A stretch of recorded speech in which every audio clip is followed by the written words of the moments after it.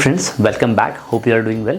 तो आज हम हमारे एक मेजर ट्रॉमा सर्जरी के बारे में बात करने वाले हैं, जिसके अंदर हम रोड ट्रैफिक एक्सीडेंट का एक मेजर पार्ट पढ़ेंगे, जिसके अंदर पढ़े आ रहे हैं फेशियल बोन फ्रैक्चर्स के बारे में। तो फेशियल बोन फ्रैक्चर्स एक्चुअल में क्या होते हैं, हमारे जैसे कि हम जानते हैं कि हमारे फेस के अंदर टोटल 14 बोन्स होती हैं और ओवरऑल स्कल के अंदर वी हैव 22 बोन्स। तो इन फेस की बात करूँ, जैसे कि मैं आपको एक छोटा सा डमी दिखाता हूँ। ये एक स्कल का एक डमी है, जिसके अंदर आप सामने से देख पाते हैं। इसको अगर मैं सामने अपने चेहरे की तरफ लगाऊं तो ये जो सामने वाला हिस्सा है, इसके अंदर टोटल ये पूरा फेस वाला पार्ट कहलाता है, and this overall is the skull.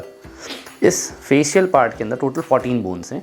Major बात करूं मैं, हमारे पास एक मैंडिबल हो गया, हमारे पास चीक बोन्स होगी जो आप यहाँ फील करते हैं, that is the cheek bone, जो आपको प्रोमिनेंटली फील होती है, इससे आप चबाते हैं।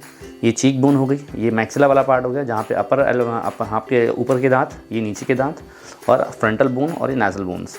तो इन्हीं से मिलके बनती हैं हमारी ज़्यादातर मेजर फेशियल बोन्स, जो आपको एक पूरा स्ट्रक्चर फेस का प्रोवाइड करती हैं।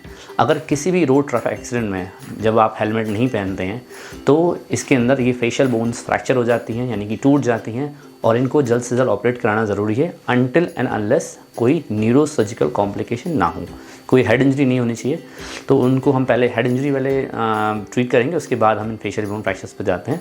अगर ऐसी कोई हेड इंजरी की प्रॉब्लम नहीं है तो आप जल्द से जल्द इन फेशियल बोन फ्रैक्चर्स को अपने प्लास्टिक सर्जन या किसी मैक्युलोफेशियल सर्जन से कंसल्ट कर सकते हैं अपने फेशियल बोन फ्रैक्चर्स को ठीक कराने के लिए।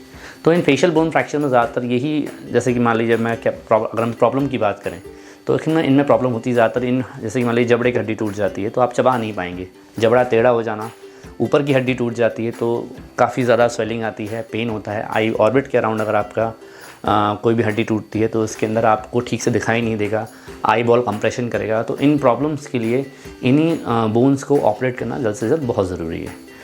ये हड्डियों को बस अपनी जगह पर वापस रखने के लिए अब वो हम मिनी प्लेट्स का यूज़ करते हैं। प्लेटिंग होती है इनकी, इन प्लेटिंग को ड्रिल के थ्रू वापस स्क्रू से टाइट करके अपनी जगह पर रखा जाता है, जिसकी वजह से ये अपनी जगह पे हील हो जाते हैं।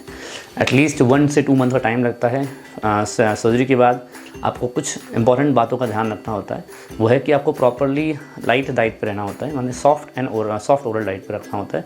आप ज़्यादा चबा नहीं सकते क्योंकि आपका भी ऑपरेशन हुआ है। आप जो भी चीज़ें चबाएंगे आपको पेन ज़्यादा होगा, इनके अंदर पेन काफ़ी ज़्यादा होता है। तो आपको इनिशियली आपको बिल्कुल सॉफ्ट ओरल डाइट पर रहना होता है, प्रॉपरली अपने माउथ को वॉश रखना होता है, क्लीन रखना होता है, क्योंकि हम ज़्यादातर सर्जरीज़ को फेशियल एस्थेटिक्स की वजह से हम लोग अंदर से अप्रोच करते हैं, यानी कि इंट्रा ओरली वहाँ पे इंसिजन लगाते हैं। और इसके अंदर सबसे हमें ध्यान रखना है वो है कि क्लीननेस, हाइजीन का ध्यान रखना है आपको किसी भी तरह का ऑपरेटिव सर्जरीज़ के बाद। और बैठे रहना होता है, बैठे रहने इन द सेंस है कि आपको हेड को एलिवेट रखना है। प्लीज़ आप हेलमेट लगाएँ। मेरा एक छोटा सा रिक्वेस्ट सबके साथ यही है कि प्लीज़ हेलमेट लगाएं, ताकि आप इन फेशियल बोन फ्रैक्चर से बचें। और अगर किसी तरह की प्रॉब्लम आप फेस करते हैं तो आप अपने प्लास्टिक सर्जन या किसी मैक्सिलोफेशियल सर्जन से कंसल्ट करें। Thank you so much.